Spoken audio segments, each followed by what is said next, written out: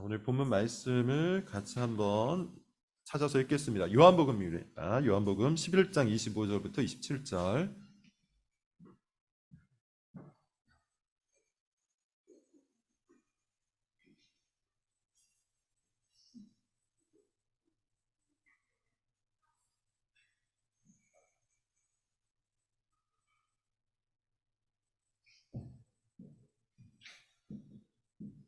요한복음 11장 25절부터 27절, 세 절이니까 같이 한번 읽겠습니다. 시작. 예수께서 이르시되 나는 부활이요 생명이니 나를 믿는 자는 죽어도 살겠고 무릇 살아서 나를 믿는 자는 영원히 죽지 아니하니 이것을 내가 믿느냐. 이르되 주여 그러하외다. 주는 그리스도시요 세상에 오시는 하나님의 아들이신 줄 내가 믿나이다. 구원이라는 주제의 설교입니다. 9번째 시간이고요. 제목은 이렇게 잡았습니다. 내가 믿나이다. 내가 믿나이다. 진리의 진술을 듣는 중에 구원을 받는다. 진리의 진술을 듣는 중에 성령께서 우리의 심령 가운데 일하심으로 우리의 심령이 변화되고 하나님의 구원과 하나님의 은혜를 받아 누리게 된다. 이것을 계속해서 말씀을 드렸습니다. 진리의 진술이란 이런 거예요. 죄에 대해서 말씀을 하시는 것이죠. 그리고 복음에 대해서 말씀을 하시는 겁니다. 죄에 대해서 말씀하시고 복음에 대해서 말씀을 하시는 중에, 그런 진리의 선언이 있는 중에, 우리가 그것을 열심히 듣는 중에 성령께서 우리 가운데 효과적인 부르심, 유효한 부르심을 통해 우리를 구원해 나가시는 거예요. 부르심이 없이 구원을 얻는 사람은 아무도 없습니다. 진리의 초청 없이 진리 가운데 들어갈 수 있는 사람은 아무도 없습니다. 복음으로의 초대가 없이 복음을 붙들 수 있는 사람은 아무도 없어요. 그러므로 여러분, 우리는 진리의 선언을 들어야 되고요. 복음의 설교를 들어야 되는 것이죠. 계속해서 말씀을 드리고 있는 것처럼 성령께서는 이 진리, 이 복음, 이 생명의 말씀과 함께 역사하시기 때문이에요. 성령이 역사하시는 것을 효과적인 부르심, 유효한 부르심이라고 얘기했습니다. 성령이 역사하시면 반드시 우리 가운데 구원이 일어난다는 뜻이에요. 성령이 역사하시면 그 누구도 거부할 수 없다, 저항할 수 없다, 그런 뜻입니다. 성령의 효과적인 부르심은 사람의 심령을 변화시킵니다. 그것이 언제 시작되고 언제 끝나는지는 모른다고 했죠. 니고데모와의 대화를 통해 예수님께서 그런 말씀을 하셨잖아요. 마치 바람이 어디에서 시작되고 어디에서 끝나는지 우리가 알 수가 없는 것처럼 성령의 역사도 그렇다. 성령의 거듭나게 하는 역사도 그렇다. 그러나 반드시 그 일은 일어난다. 효과적인 부르심은 반드시 사람의 심령을 살려냅니다. 사람의 심령을 다시 한번 생명 가운데로 이끌어냅니다. 이것을 뭐라고 했죠? 중생이라고 했어요. 거듭남, 다시 태어남, 새 생명의 역사, 새로운 피조물이 되는 것, 이것이 중생입니다. 중생은 그런 의미에서 여러분은 레벨업 정도의 수준이 아니라고 했습니다. 내가 조금 오염되고 조금 왜곡되었는데 성령께서 역사하셔서 그 망가진 것들을 약간씩 고쳐주시는, 수리해 주시는 그런 수준이 아니라고 했어요. 내가 병이 들었는데 오셔서 내 병을 치료해 주시는 그런 수준이 아니라고 했습니다. 성령이 거듭나게 해주시는 이 역사는 죽은 자를 살려내는 부활의 역사예요. 죽은 자에게 새 생명을 주시는 생명의 역사입니다.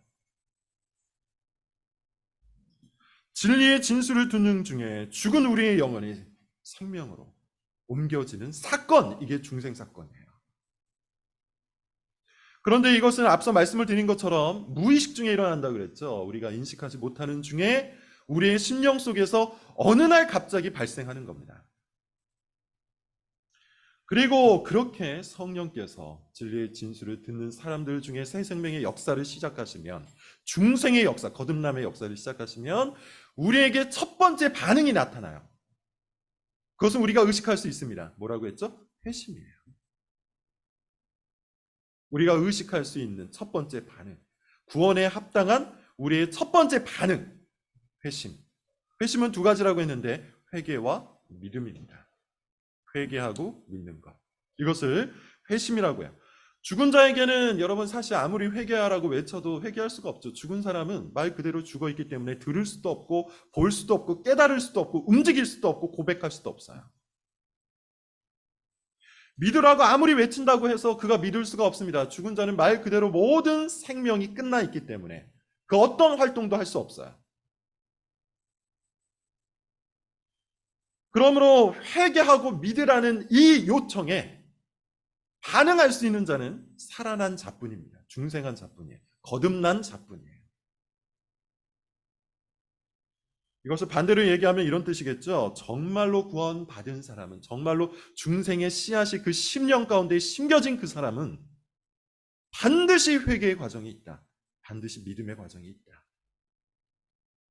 그래서 데이비드 웰스라는 신학자는 하나님께로 돌아오라는 책이 있는데 그 책에서 뭐라고 얘기하냐면 회심이 없는 기독교는, 회개와 믿음이 없는 기독교는 더 이상 기독교가 아니다.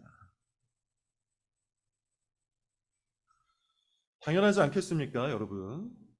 죽었다가 살아난 사람, 하나님을 향해서 살아난 그 사람은 자신이 죄인이라는 사실을 자각할 수밖에 없고 하나님이 생명의 근원이라는 사실을 깨달을 수밖에 없으니 죄로부터 돌이켜 하나님께로 나아갈 수밖에 없죠. 이것이 바로 회심이에요. 회개하고 믿는 거예요. 그리고 이런 회심의 과정, 실질적인 돌이킴은요, 구원의 그 첫 순간만이 아니라 우리 생애 전반에서 일어나는 겁니다. 우리의 심령이 변화됐기 때문에, 우리의 심령이 살아났기 때문에 그런 역사가 일어나는 거예요. 물론 여러분, 지난 마지막 시간에 제가 말씀을 드린 것처럼 우리가 알아야 할 것이 하나 있는데 이 회개의 정도, 이 회심의 정도는 사람마다 각기 차이가 있다고 했습니다. 모든 사람들에게 강렬한 체험이 동일하게 주어지는 건 아니에요. 초대교회 성도들이 베드로의 설교를 듣고 강렬하게 회심 체험을 했던 것처럼 모든 그리스도인들이 다 똑같이 그런 식의 회심을 해야 한다. 그걸 주장하는 것이 아닙니다. 바울과 같이 어느 날 갑자기 예수 그리스도를 보고 고꾸라지는 그런 회심 체험이 있어야 된다. 이걸 말씀드리는 것이 아닙니다. 그런 체험이 있을 수도 있지만 디모데와 같이 성경에 의하면 디모데는 외조모 로이스와 그리고 자신의 어머니 유니게로부터 전수받은 믿음의 사람이라고 표현합니다. 오늘날의 말로 이야기하면 모태신앙인 것이죠. 그렇다면 아마 그는 앞서 이야기했던 그런 강렬한 체험이 아니라 우리가 생각하는 잔잔한 체험을 했을 가능성이 있어요. 따라서 여러분, 회심 체험의 경험이 그 강도가, 그 심도가 모든 사람들에게 동일하게 나타나는 것은 아니에요. 그러나 정말로 구원받은 사람 모두에게는 회개와 믿음의 과정이 있어요. 지난 시간에 얘기했던 것처럼 자기 죄를 깨닫고 그것을 혐오하고 그것으로부터 돌이키려고 하는 경향이 자기 안에 발생했다는 것을 의식적으로 깨닫는 순간이 있다는 겁니다. 이것이 지난 시간까지 말씀드린 구원의 과정이고요. 오늘은 그 회심 중 하나인 믿음입니다. 회개와 믿음의 순서는 사실 딱 구분하기 어렵습니다. 어떤 신학자는 회개가 앞서 있고 믿음이 뒤따라온다. 그리고 또 어떤 사람은 믿음이 앞서 있고 회개가 뒤따라온다. 뭐 이렇게 표현하기도 합니다. 우리가 읽은 소교리 문답도 여러분 보시면 예수 그리스도를 믿는 것과 생명에 이르는 회개, 이렇게 표현하면서 믿음이 회개에 앞서 있는 것처럼 이야기를 하죠. 칼빈도 비슷한 이야기를 합니다. 사실 여러분, 중요한 것은 그것이 아니에요. 저는 그냥 편의상 회개를 먼저 다루었고 그 다음에 믿음을 다룬 겁니다. 뭐 순서를 갖고 뭐가 더 중요하다, 중요하지 않다, 이것을 따지려고 하는 게 아닙니다. 중요한 것은 그것이 아니고 회개의 과정과 믿음의 과정, 이 두 가지가 구원받은 사람에게는 의식 세계 안에 반드시 있어야 된다는 것이죠. 오늘은 바로 그 이야기를 좀 해보겠습니다. 믿음이 뭘까요? 믿음에 관한 이야기를 좀 진행을 하겠는데 먼저 우리가 알아야 될 것이 있어요. 믿음이 너무너무 중요하다는 것이죠. 믿음은 생명의 핵심입니다. 믿음이 없는 사람은 그 누구도 하나님을 볼 수가 없어요. 믿음이 없는 사람은 그 누구도 생명을 얻을 수 없어요. 믿음이 없이는 아무도 구원을 얻을 수가 없어요. 자, 여러분 한번 보세요. 오늘 본문입니다. 25절부터 27절 같이 한번 읽어볼게요. 25절부터 27절입니다. 시작. 예수께서 이르시되 나는 부활이요 생명이니 나를 믿는 자는 죽어도 살겠고 무릇 살아서 나를 믿는 자는 영원히 죽지 아니하리니 이것을 내가 믿느냐? 이르되 주여 그러하외다. 주는 그리스도시요 세상에 오시는 하나님의 아들이신 줄 내가 믿는다. 배경을 좀 설명을 하겠습니다. 어떤 장면인고 하면 예수님께서 사랑하시는 3남매가 있었어요. 마르다, 마리아, 나사로입니다. 예수님이 직접 그렇게 표현하십니다. 자신이 사랑하는 자매, 자신이 사랑하는 형제, 이렇게 표현을 하고 있어요. 그런데 나사로가 병이 들어서 죽어갑니다. 그래서 마르다, 마리아가 사람을 보내서 지금 나사로가 죽어가고 있으니 예수님 빨리 오세요. 근데 이상하게도 예수님께서 시간을 지체합니다. 그리고 그 시간을 지체하는 중에 나사로가 죽어요. 마르다, 마리아는 슬퍼하겠죠. 근데 예수님께서는 여전히 담담하십니다. 그리고 마르다와 대화를 나누세요. 그게 오늘 본문이에요. 뭐라고 이야기하고 있죠? 이미 나사로는 죽었고 이미 나사로는 매장되어 있는데 예수님께서 뭐라고 말씀하십니까? 나는 부활이요 생명이다. 나는 부활이요 생명이다. 그러므로 나를 믿는 자는 죽어도 살겠고 살아서 믿는 자는 영원히 죽지 않을 것이다. 그러면서 이런 얘기합니다. 이것을 네가 믿느냐? 마르다가 고백합니다. 주여 그러하외다. 주는 그리스도시여 세상에 오시는 하나님의 아들이신 줄을 내가 믿나이다. 이 세 절 안에서 우리가 발견할 수 있는 두 개 중요 단어가 있죠. 그게 뭡니까? 생명과 믿음이에요. 생명과 믿음. 나는 부활이요 생명이니 나를 믿는 자는 죽어도 살겠다. 내가 믿나이다. 내가 믿나이다. 한마디로 오늘 본문에서 이야기하는 것은 이겁니다. 믿음이 생명의 핵심이라는 거예요. 예수님께서는 이것을 알리시기 위해서 병들었다는 나사로의 소식을 듣고도 일부러 시간을 지체하신 것이죠. 예수 그리스도를 믿는 자는 죽어도 살겠다. 예수 그리스도를 믿는 자는 죽음에서 생명으로 옮겨진다. 이 진리를 알리시기 위한 주님의 밑작업이었던 거예요. 그런 의미에서 여러분 믿음은 너무너무 중요합니다. 믿음이 없는 사람은 결코 구원을 얻을 수 없어요. 믿음이 없이는 하나님을 볼 수 없고 믿음이 없이는 생명을 얻을 수 없고 믿음이 없이는 부활을 얻을 수 없습니다. 그런 의미에서 여러분 먼저 간단히 믿음이 아닌 것부터 한번 살펴보죠. 세 가지만 말씀드릴게요. 간단히만 말씀드리겠습니다. 첫 번째, 믿음이 아닌 것 첫 번째, 지식에 대한 단순한 동의는 믿음이 아닙니다. 아, 그렇구나. 그런 것이구나. 그럴 수 있겠구나. 이렇게 동의하는 것은요, 믿음이라고 볼 수가 없어요. 왜냐하면 사탄도 그런 수준의 동의는 하기 때문이죠. 귀신이 예수님을 보고 뭐라고 얘기합니까? 이렇게 얘기해요. 당신은 하나님의 아들입니다. 당신은 하나님의 아들입니다. 지적인 동의잖아요. 심지어 고백이잖아요. 당신은 하나님의 아들입니다. 그러므로 여러분 어떤 문장에 대한 지적 동의, 어떤 문장에 대한 단순한 동의 수준으로는 믿음이라고 볼 수가 없어요. 그럴 수 있겠다. 그것이 맞겠다. 다른 것보다는 좀 더 가능성이 있겠다. 그런 수준의 동의는 믿음이 아니에요. 두 번째, 감정적인 고양. 일시적으로 감정적으로 고양되는 그런 수준도 마찬가지로 믿음이라고 볼 수가 없습니다. 예컨대 이런 거예요. 예수님이 하신 일을 듣고 감정적으로 북받쳐 오를 수 있어요. 눈물을 흘릴 수도 있습니다. 그러나 그것만으로 그 사람이 믿음을 얻었다. 이렇게 볼 수 없어요.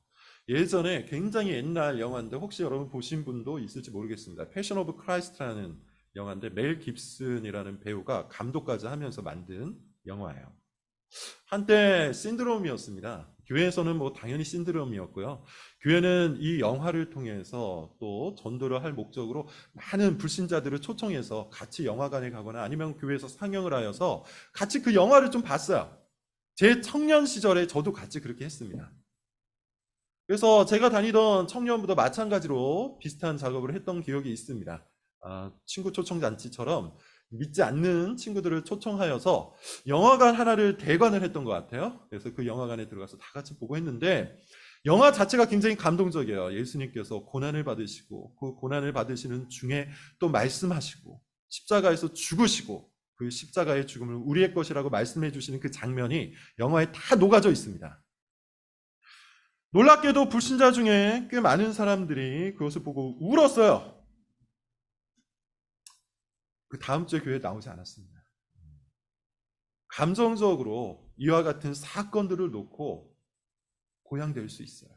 북받쳐 오를 수 있어요. 눈물을 흘릴 수 있어요. 그러나 그것만으로는 믿음이라 볼 수 없습니다. 마지막 세 번째도 있는데요. 여러분, 우리가 흔히 우리가 살아가고 있는 이 현실 세계에서 경험하는 것 중에 하나입니다. 기적을 보고 믿는 것은 믿음이라고 할 수 없습니다. 기적을 보고 믿는 믿음은 구원을 얻는 믿음이 아닙니다. 니고데모 사건을 여러분 한번 기억해 보십시오. 니고데모가 예수님을 찾아오게 된 동기가 뭐죠? 예루살렘에서 예수님께서 표적을 많이 일으키시자 유대인들이 그것을 보고 예수님을 믿었다고 해요. 그것을 보고, 그 표적을 보고 믿은 사람 중에 한 명이 니고데모예요. 근데 예수님은 뭐라고 하십니까? 니고데모가 거듭나지 않았다고 하시잖아요. 그러므로 단순히 기적을 보고 뭔가 신비로운 일이 있구나, 절대자가 있구나, 영적 현상이 있구나, 그런 식으로 믿는 믿음은 구원 얻는 믿음이 아닙니다. 세 가지를 말씀드렸고요. 그렇다면 여러분, 구원 얻는 믿음은 뭘까요? 구원 얻는 믿음, 일단 가장 중요한 게 있어요. 구원 얻는 믿음은 예수 그리스도를 믿는 믿음입니다. 기적을 믿는 믿음이 아니에요.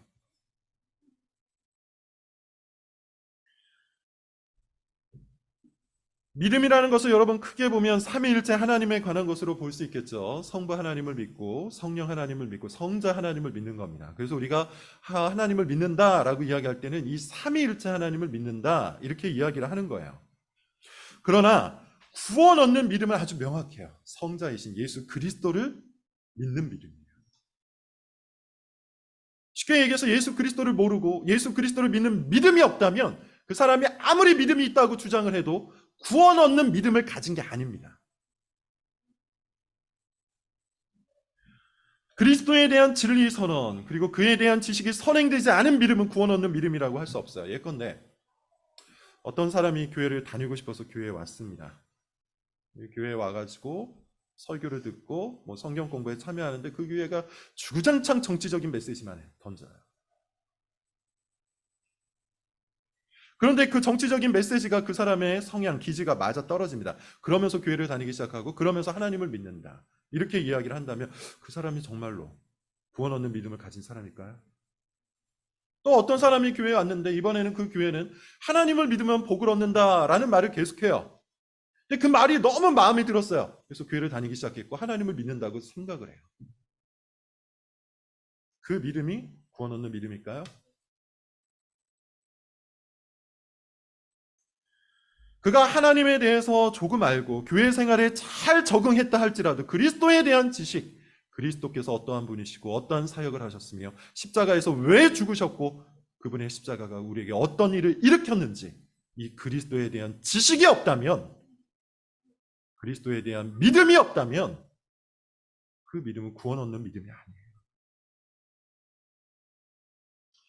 오늘 여러분 본문을 한번 보세요. 누가 살아납니까? 누가 생명을 얻습니까? 누가 구원을 얻습니까? 나는 부활이요 생명이니 나를 믿는 자가 죽어도 사는 겁니다. 예수님을 믿는 자가 죽어도 사는 겁니다. 김효남 교수님이라고 총신대학원에서 역사신학을 가르치신 교수님이 믿음을 말하다라는 책을 쓰셨는데 거기에서 이런 말씀하십니다. 구원하는 믿음의 대상은 주 예수 그리스도다. 구원하는 믿음의 대상은 주 예수 그리스도다. 그리스도에 대한 지식이 없으면 우리의 구원이 거짓이라는 겁니다. 그래서 여러분 우리는 성경 전체에서 그리스도를 찾는 것이죠. 우리가 성경 문답을 진행을 하고 있는데 성경 문답 그 본문에 대해서 공부를 해야겠지만 동시에 그 본문 전체를 아우르는 하나의 주제 예수 그리스도라는 주제를 찾으려고 하는 이유가 바로 거기에 있는 거예요. 성경 안에서 우리는 그리스도의 왕 되심과 그리스도의 제사장 되심과 선지자 되심과 그리고 구원자 되심을 찾는 겁니다. 구약에서도 신약에서도 그렇게 예수 그리스도를 아는 지식을 붙들고 그를 믿는 믿음 안에서 구원 얻는 믿음을 갖게 되는 거예요. 그리스도를 믿는 자가 생명을 얻기 때문이에요. 자, 이제 이 구원하는 믿음을 두 가지로만 좀 살펴보겠습니다. 첫 번째, 구원하는 믿음, 우리를 구원시켜주는 믿음, 구원 얻는 그 믿음은 우리 마음속에 침투하는 지식이에요. 단순한 지적 동의가 아니라 우리 마음속으로 침투하는 지식입니다. 이것을 경험적 지식이라고 해요. 그래서 믿음은 단순한 동의가 아니에요. 마음으로 하는 동의입니다. 예컨대 내가 죄인이라는 말을 들었을 때 여러분 어떻습니까? 아, 그렇구나. 교회에 올 때마다 맨날 죄인이라고 얘기하니까 내가 죄인이구나. 그럴 수 있겠구나. 이렇게 지적으로 동의하는 그런 수준이 아니라 내가 죄인이라는 진리 선언을 듣는 중 그 진리가 내 마음속에 침투하는 거예요. 머리로 받게 되는 것이 아니라 마음으로 받게 되는 거예요. 그래서 내가 죄인이라는 사실을 인지하는 그런 수준이 아니라 자각을 하게 되는 겁니다. 깨닫게 되는 거예요. 그게 마음에 침투한 지식입니다. 그리스도가 나를 위해 십자가에서 죽으셨다는 이 진술을 들을 때도 마찬가지죠. 그리스도가 나를 위해서 십자가에서 죽으셨구나. 그분이 구원자구나. 그럴 수 있겠구나. 그렇게 스스로 논리적으로 끼워 맞춰서 동의하는 것이 아니라 이 진리의 선언을 들었을 때, 이 진리의 진술을 들었을 때 구원하는 믿음은 그 진리의 침투를 받게 됩니다. 그 진리가 심령을 침투하고 마음을 휘저어 놓아서 그 진리를 초자연적으로 믿게 만드는 거예요. 이게 성령이 역사하시는 거예요. 그래서 이해나 동의가 아니라 그 지식을 향해 내 마음이 전적으로 기울어지는 겁니다.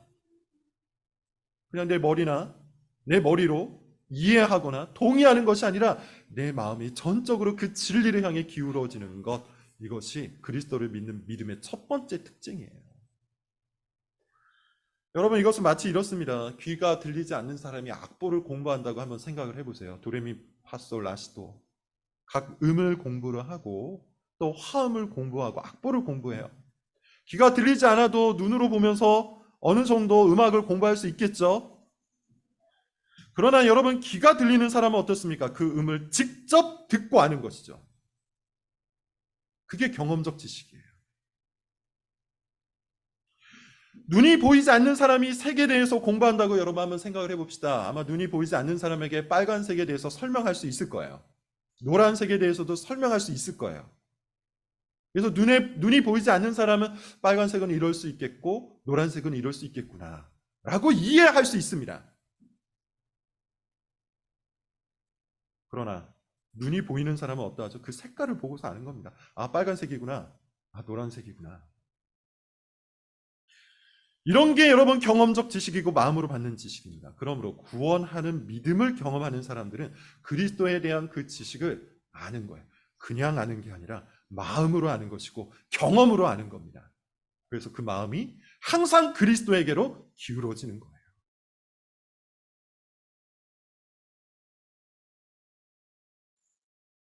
그 마음이 항상 그리스도에게로 기울어진다는 말의 의미가 뭐냐 하면 예수 그리스도를 아는 지식을 사랑한다는 뜻이에요. 그래서 바울이 이렇게 고백하죠. 내 주 그리스도를 아는 지식이 가장 고상하다. 구원하는 믿음, 첫 번째, 마음에 침투한 지식입니다. 자, 두 번째, 구원하는 믿음은요, 신뢰예요. 신뢰. 그리스도에 대한 지식을 확신하고 신뢰하는 것이 있어야 돼요. 신뢰하지 않고 여러분 믿음이 있다고 말할 수 있을까요? 내가 무엇인가를 신뢰하지 않고 어떤 대상을 신뢰하지 않고 내가 그를 믿는다, 그것을 믿는다 이렇게 표현할 수 있을까요? 그건 다 가짜 믿음이죠. 예를 들어 전쟁이 일어났다고 한번 생각을 해보시죠. 전쟁이 일어나서 이 전쟁을 이끄는 어떤 장군이 여러 전략 전술을 우리에게 소개를 합니다. 그리고 그걸 듣고 저는 장군을 믿습니다. 그 전략과 그 전술로 전쟁을 치르면 반드시 승리할 겁니다. 이렇게 말을 했다고 한번 생각을 해보세요. 근데 정작 그렇게 믿는다 말을 해놓고 뒷구멍으로는 도망갈 준비를 다 갖추고 있다면 믿는 게 아니죠. 신뢰하지 않기 때문이에요. 우리가 예수 그리스도가 나의 구원자가 되심을 믿는다면 그분을 신뢰해야 돼요. 구원하는 믿음은 그런 의미에서 그리스도를 정말로 나의 구원자로 신뢰하는 겁니다. 붙드는 겁니다. 받아들이는 겁니다. 그럴 수도 있고 그러지 않을 수도 있다. 이렇게 생각한다면 그건 믿음이 아니에요. 여러분 오늘 본문을 보세요. 예수님께서 나사로를 살리시겠다고 했는데 마르다와 마리아가 뭐라고 이야기합니까? 그러면 좋겠군요. 그런데 그렇게 되지 않아도 상관없습니다. 이렇게 얘기하지 않죠. 내가 믿나이다. 내가 믿나이다.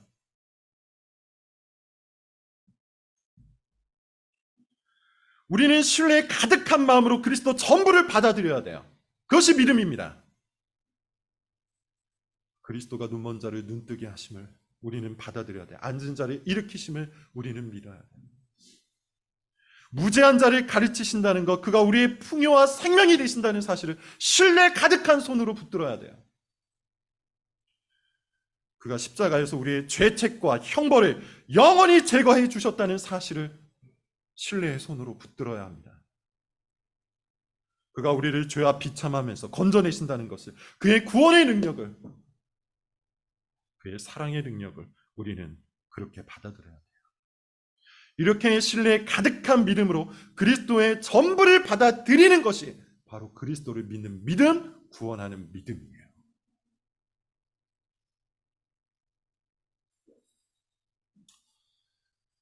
한 가지만 더 간단히 말씀을 드리고 구원하는 믿음의 특징 한 가지를 간단하게만 말씀드리겠습니다.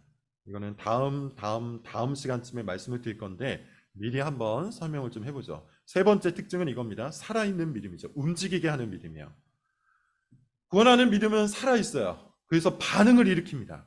생명이 있어요. 그래서 사람들로 하여금 움직이게 만듭니다. 우리로 하여금 그리스도의 편지가 되게 하고 향기가 되게 하고 대사가 되게 만드는 믿음이라는 거예요. 예컨대 말씀을 듣고도 전혀 반응하지 않는다? 그 믿음은 거짓 믿음이에요. 그리스도에 대한 진리 선언을 듣고도 그분께 헌신하지 않는다? 그렇게 우리의 마음이 기울어지지 않는다? 그 믿음은 가짜 믿음입니다. 누가 이 이야기를 많이 했습니까? 야고보가 그 이야기를 야고보서라는 책을 통해서 계속해서 이야기하잖아요. 행하지 않은 믿음, 행함이 없는 믿음은 죽은 믿음이다. 믿음은 중생의 열매, 새 생명에 의해서 일어난 열매이기 때문에 우리를 구원하는 믿음은 우리에게 반응을 내놓게 합니다. 세 가지를 이야기했죠. 여러분, 구원하는 믿음의 특징, 우리에게 구원을 주는, 우리 안에서 구원을 일으키는 그 믿음의 특징은 세 가지예요. 첫 번째, 마음속으로 침투하는 지식입니다. 두 번째, 신뢰 가득한 손으로 그리스도를 붙드는 겁니다.